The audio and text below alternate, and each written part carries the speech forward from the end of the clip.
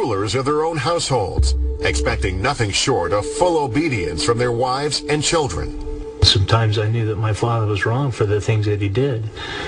And I'd go talk to my mom about it, or try to, and she would tell me straight up, that's your father. I'm not going to talk to you about that because your father he's my husband, and he's your priesthood head, and what he says is the way it's going to be. Holmes says he was willing to respect the strict hierarchy until the prophet, Warren Jeffs, began marrying off girls under the age of 18. You're actually marrying a child. I brought up 4 daughters of my own, and I can't imagine me marrying them off at younger than 18. I mean, even at 18, I think they should wait. I've spoken with people in the community, and, these are not unintelligent people. They're bright, they're industrious, they're very hardworking, they're good at business. Stephen Singular interviewed a number of FLDS members while writing When Men Become Gods, a book about Warren Jeffs and the FLDS. But when it comes to that matter of controlling your soul, controlling your destiny, your life here and your next life, they were trained to believe that this one individual, this prophet, held all the power and all the answers. Members of the FLDS consider the prophet to be a messenger from God. Disagreeing with him is said to be nearly impossible. Any man who did go against the prophet or somehow displeased him could lose everything. He made 21 of the most prominent men in the community stand up, and as they stood there, he instantly excommunicated them from the church. He just threw them out, and you're gone, and your wives and families will go to other people. It's one thing to run afoul of the prophet and his teachings as a grown man, but in many cases, young boys have had their problems towing the FLDS line. When I was growing up, I was taught to treat girls like rattlesnakes because you're not supposed to associate with them or have anything to do with them, because if you commit fornication or adultery, you go straight to hell. But I was still interested in girls, obviously, so. Simon Barlow grew up in Colorado City, Arizona, and went to Alta Academy during the tightly controlled reign of Warren Jeffs. Among the rules, no radio, no TV, no novels. They had a saying called pray and obey, so pretty much everybody's supposed to be submissive, and that's kind of the reason the young boys get kicked out, is because they're boys and they ain't always going to do what they're told. According to Simon, independent thinkers got into trouble, while the obedient were promised wives and a chance at heaven. That's what he expected for himself, but that's not how it worked out. I grew up expecting to get married when I was probably 21, 22, but then by the time I was 13 or 14, all the girls in my class were getting married, and so that's when I started questioning whether I really wanted to be there or not. Because these are friends and stuff, that I knew, and they're getting married to people that are 30 or older. Simon left school after 8th grade and went to work at a dairy farm outside the community. That's where he began to drift away from Jeffs and FLDS teachings. He listened to the radio, went to movies, and stayed out late until he got caught. My stepdad asked me if I was going to quit going to the movies and doing bad stuff like that. I was like, it'll probably happen again. And then I said, as a matter of fact, I don't really want to go to church anymore either. And at that point, I guess, he decided that I would be a bad influence to my younger brothers. So he said, pack up all your stuff and get it out of the house by Monday, or it's going to be on the street.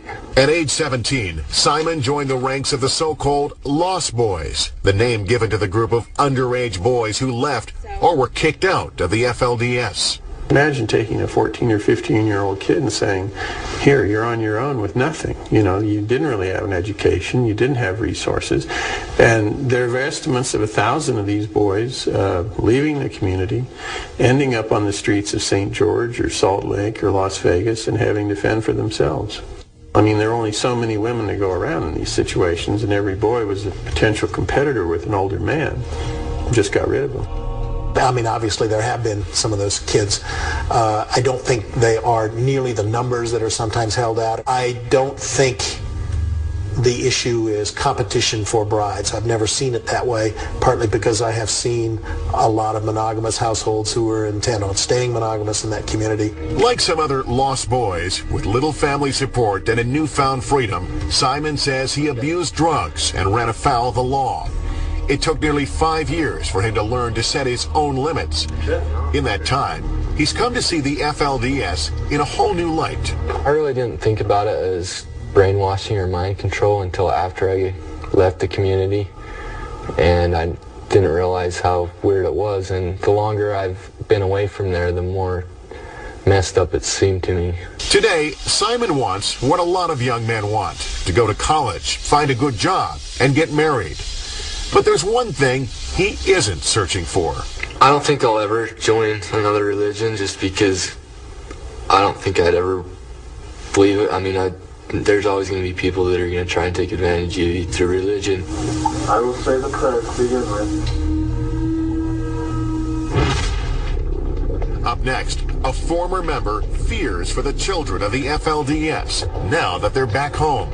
What we've experienced in Utah and Arizona for so many years is being helped for a split second and then being returned back to the abuse. And that's even worse than if they never came in. We've had little children. When you see them, you will see the terror and you will see the effect that this has had on them. They've had them where they wouldn't eat. They haven't been able to sleep. They've been through an absolute terror of an experience. Beginning Monday, June 2nd, after nearly 2 months in foster homes across Texas, the children of the FLDS were allowed to reunite with their parents with some court-ordered conditions: a ban on travel outside of Texas, surprise home visits by caseworkers, and possible psychiatric evaluations of their children. There still may be criminal indictments against members of the group. For its part, the FLDS released a statement announcing a new church-wide policy. The church policies regarding marriage have been widely misrepresented and misunderstood. In the future, the church commits that it will not preside over any marriage of any woman under the age of legal consent in the jurisdiction in which the marriage takes place. But ex-member Flora Jessup remains as concerned for the children now as she was when the story first broke back in April. When I heard that the raid had happened in Texas, the thing that went through me was joy, absolute joy, and then fear, immediately followed by fear, because what we've experienced in Utah and Arizona for so many years is being helped for a split second and then being returned back to the abuse. And that's even worse than if they never came in. There are other issues. As the FLDS moves on to its next chapter, one of the problems it faces stems from decades of inbreeding that have gone on within the group.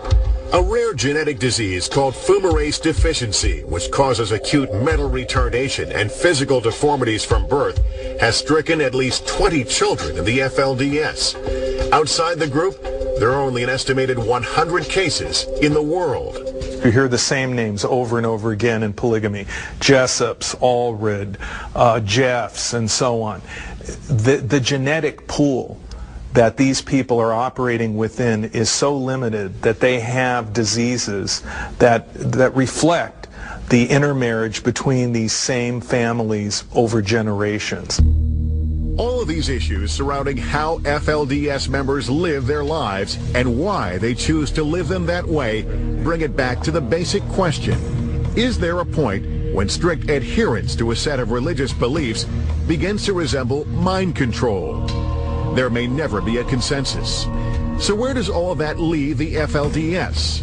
The question now is, will the government allow the system to continue? I don't have any doubt that it will survive.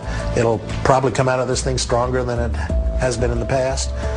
The bad thing is I think they are going to be more reclusive. They are going to be driven more underground. It's going to take a couple of generations before they're going to be ready to trust the outside world and engage with the outside world again. For FLDS church elder Willie Jessup, it all comes down to what he sees as an unnecessary assault on his group and its religious freedom by the state of Texas. You know, they didn't find, and they will never find, a justification to tear people and a community apart.